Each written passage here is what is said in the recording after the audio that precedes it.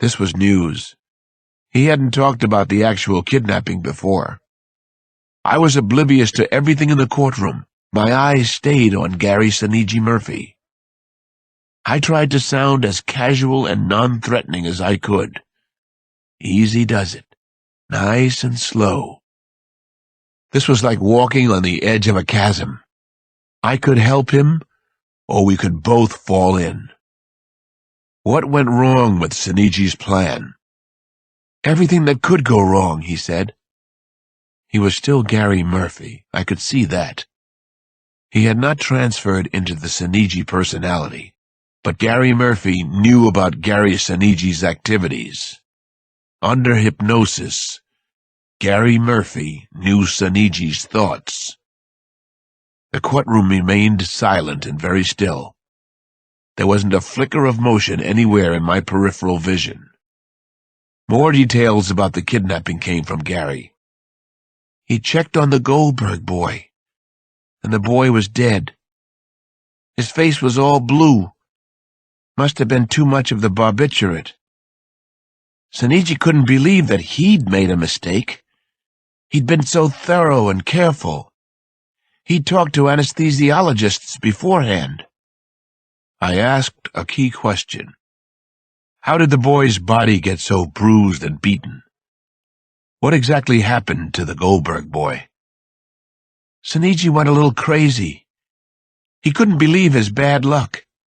He hit the Goldberg boy's body over and over with a heavy shovel. The way he was talking about Saniji was extremely credible so far. It was possible that he was a multiple personality victim after all. That would change everything about the trial, and possibly the verdict. What shovel was that? I asked. He was talking faster and faster now. The shovel he used to dig them up. They were buried in the barn. They had an air supply for a couple of days. It was like a fallout shelter, you see. The air system worked beautifully. Everything did. Saniji invented it himself. He built it himself. My pulse was hammering. My throat was very, very dry. What about the little girl? What about Maggie Rose? I asked him. She was fine. Saniji gave her Valium the second time to put her back to sleep. She was terrified, screaming because it was so dark under the ground, pitch black. But it wasn't that bad. Saniji had seen worse himself. The basement. I proceeded very cautiously at this point. I didn't want to lose him here. What about the basement? I tried to get back to the basement later. Where is Maggie Rose now? I asked Gary Murphy. Don't know, he said without hesitation. Not, she's dead. Not, she's alive. Don't know. Why would he block that information? Because he knew I wanted it?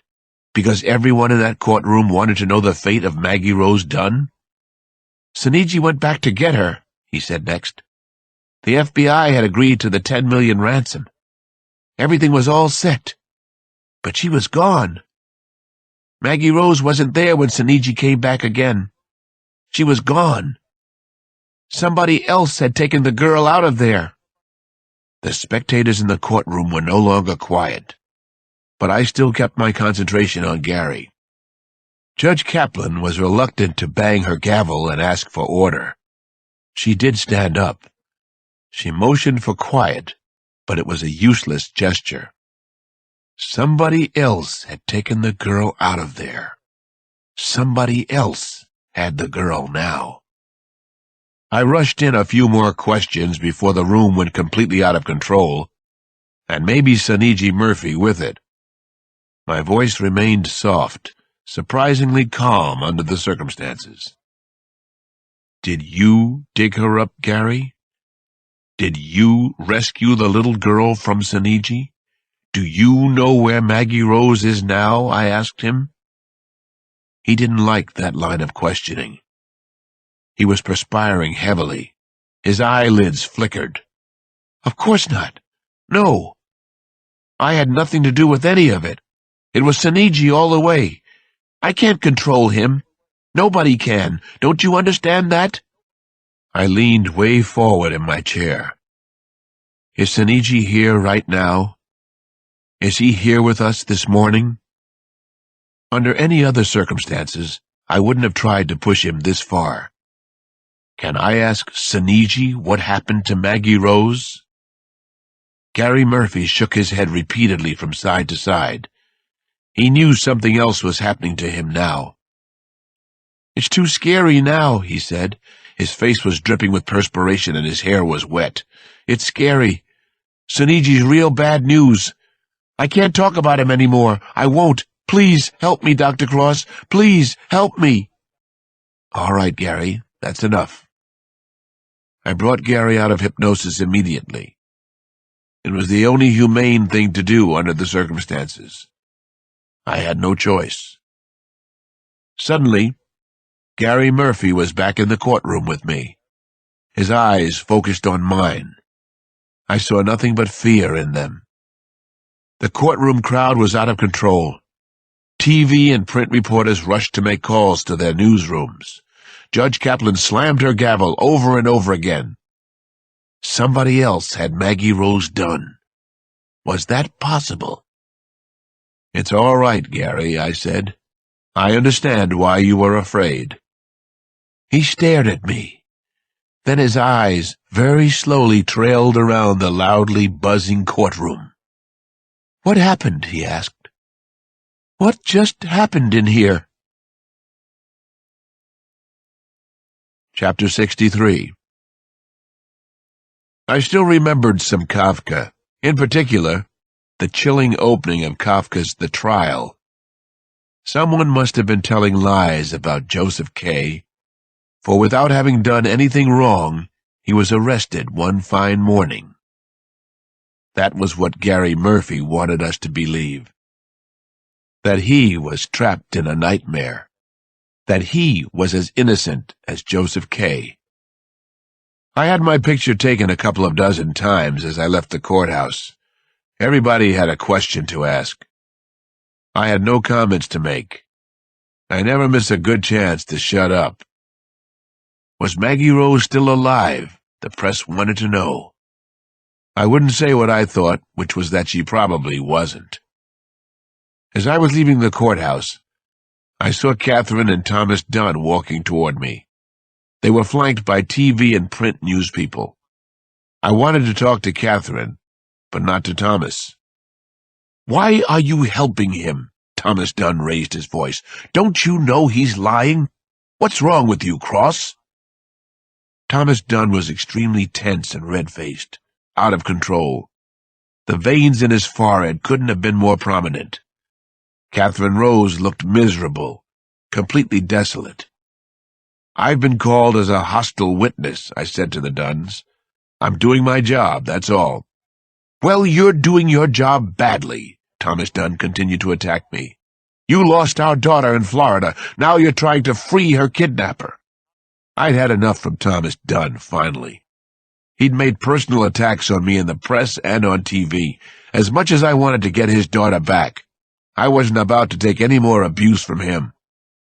The hell I am, I shouted back, as cameras shushed and whirred around us. I've had my hands tied. I've been taken off the case, on a whim, then put back on.